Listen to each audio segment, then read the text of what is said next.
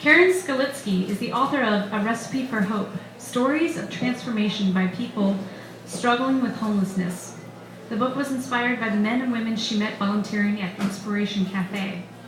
An educator by trade, she works as a reading specialist. She coaches teachers and principals in both underserved and high-achieving public schools. Please welcome Karen Skalitzky.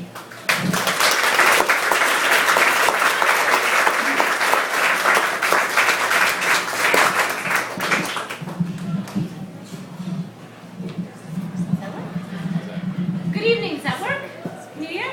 Yes. All right, beautiful. So I just need to make one quick shameless plug.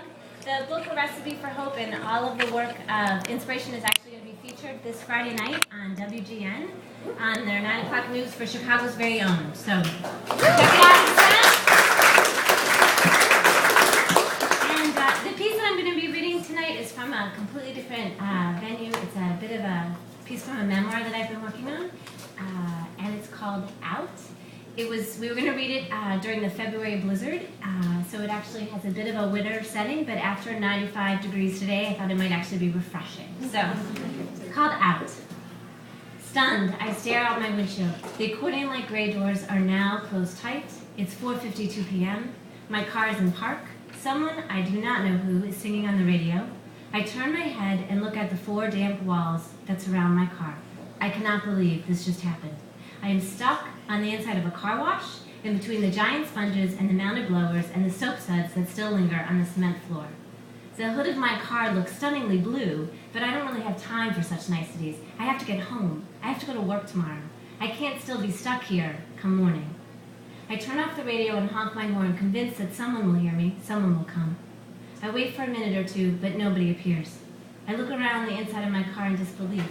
The passenger seat is empty, my lunch bag is on the floor, my travel mug is filled with lukewarm tea. Everything on the inside seems to be in order, but nothing on the outside makes any sense.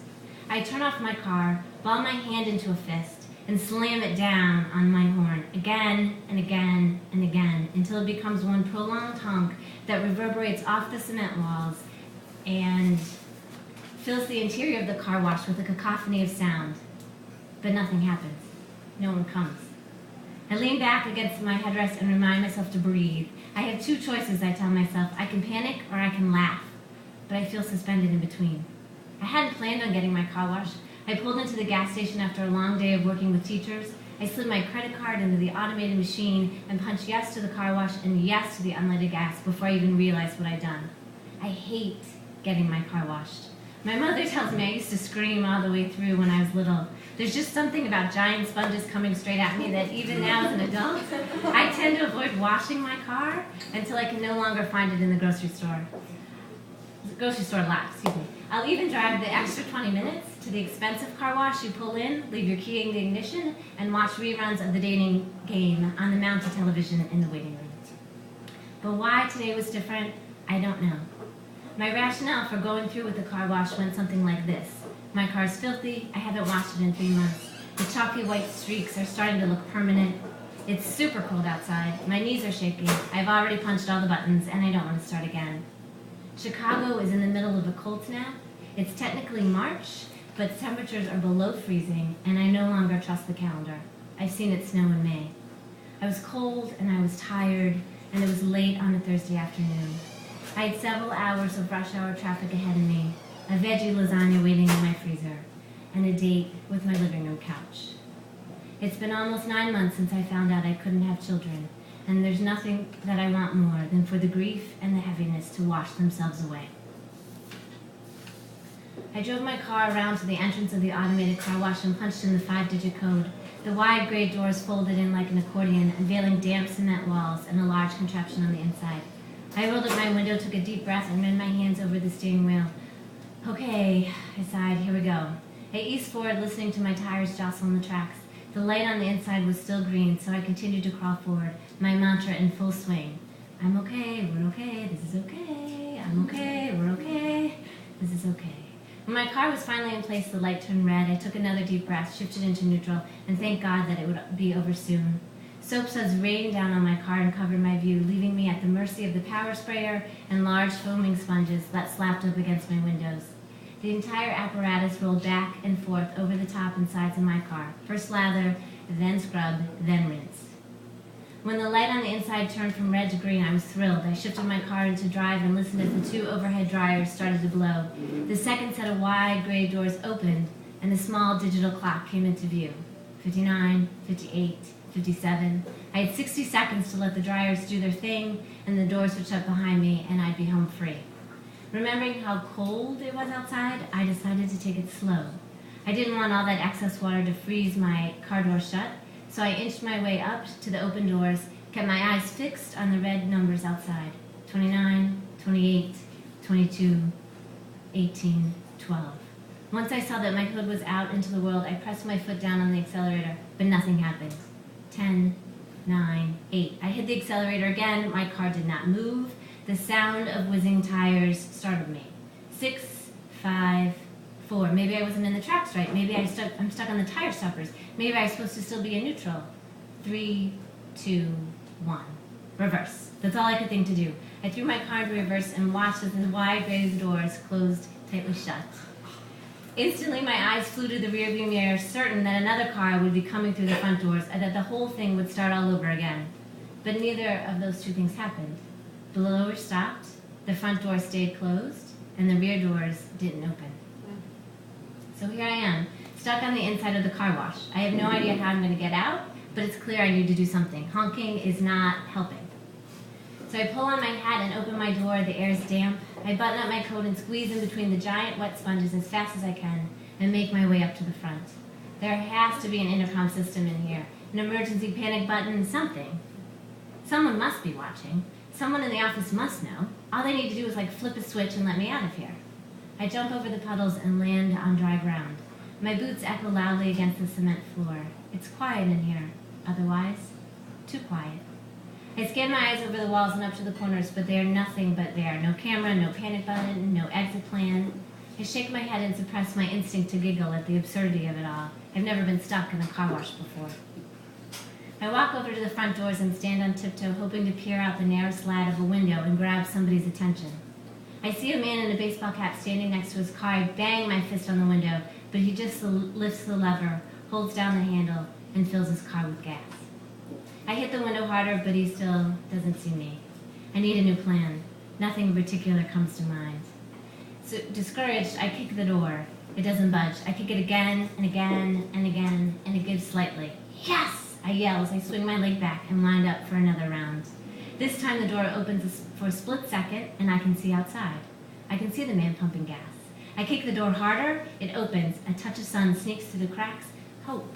I have hope. I'm going to be sleeping in my own bed tonight.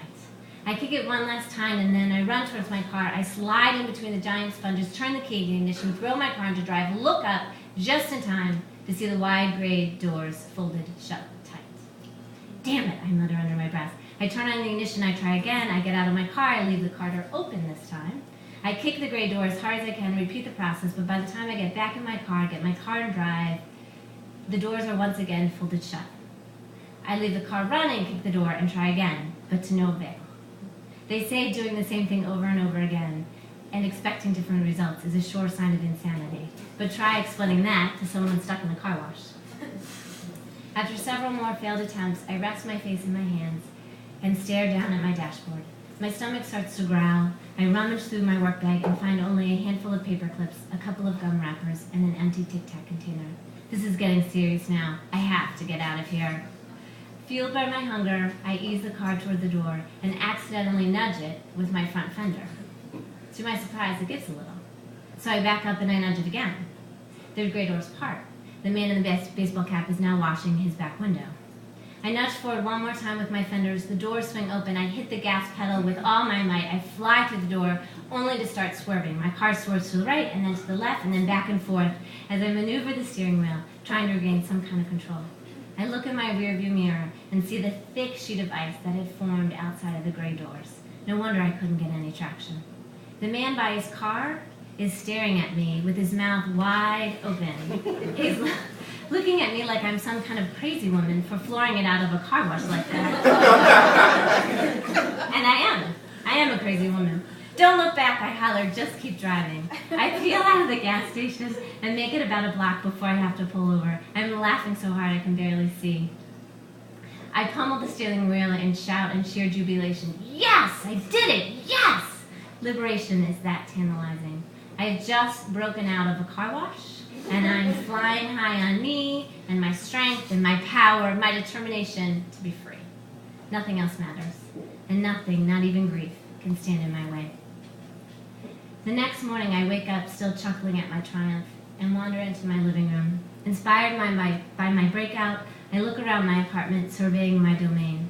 The first thing I see is the blue couch an old friend gave me years ago when it no longer matched her new decor. My nieces and nephews love the oversized cushions, and everyone says it's the kind of couch you can just sink into, but I'm starting to hate it. I never would have chosen it, and the pillows are growing lumpy from use. I look up at the blinds hanging behind it. They're old and dusty and have several broken slats. I can't say that I like them much either. Then I turn toward the kitchen and see the outdated floor tiles, the tiles I scrub and scrub but somehow manage to remain dingy. They're the very same tiles I had in my freshman dormitory. They're industrial strength and ugly, and I hate them too. Within seconds, I'm on a mission. I want everything out. The hard Samsonite suitcases buried in the back of my closet, out. The set of lawn chairs in the front foyer that haven't seen the light of day in years, out. The cheap set of silverware my sister-in-law gave me when she got her new set, out. The folding side table I saved from my first apartment, so sure I'd find a place for it again, out. At 7 a.m., standing in my pajamas, I am determined to clear out all the old in order to make room for the new. New shoes, new lawn chairs, new towels, a new front foyer entrance, a new color on the walls. I suddenly want everything on the outside of me to reflect the glimmer of newness I feel beginning to nudge on the inside. I drag as much as I can out into the open and pile it in the middle of my living room. Vases from old flower bouquets, old wool hats I never wore, unopened CDs, all the Tupperware containers with all the wrong lids. By 7:30 a.m., unable to contain my newfound excitement, I call my sister-in-law and tell her my new plans. I'm going to move, buy all new furniture, take classes to be a spiritual director, find a new job, and write another book. Oh, is all she says. I hear her pause and then scold my nephew for flipping the cereal bowl upside down on the kitchen table. They say, she tells me, they say you're not supposed to make all those changes at once. I know, I say in reply, walking around the pile to be purged, but I really want to. And besides, I say to myself, who is they? And what do they know anyway? Thank you.